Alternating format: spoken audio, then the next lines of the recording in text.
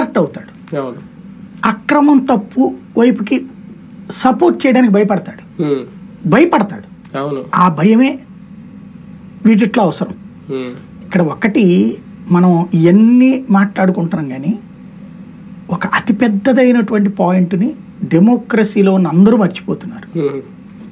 వ్యవస్థలు చిన్నాభిన్నమైనవి అనడానికి సాక్ష్యం ఇది. ఇప్పుడు నాకు ఏదైనా ప్రాబ్లం వస్తే నేను నా ఏరియా ఎంఆర్ఓ దగ్గరికి వెళ్ళట్లా, పోలీస్ స్టేషన్కి వెళ్ళట్లా, పార్టీ కార్యాలయం దగ్గరికి వెళ్తానంటే ఈ వ్యవస్థలు చచ్చిపోయినాయని కదా అర్థం. అంతే కదా, ఈ వ్యవస్థలు చచ్చిపోయినాయని కదా అర్థం. వెంటనే జగన్ హయాంలో జగన్ హయాంలో ఎన్ని వ్యవస్థలు పాడైనాయని కదా చెప్పింది, నిన్ను ఎన్నుకుంది.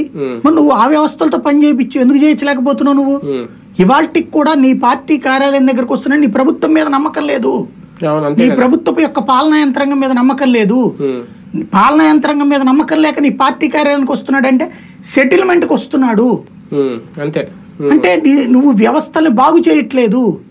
ఇది చాలా ప్రమాదకరం. వీళ్ళు ఏమనుకుంటున్నారంటే వ్యవస్థలు ఇట్లా మా ఆఫీస్ దగ్గరకు వస్తుంటే గ్రేట్ అనుకుంటున్నారు.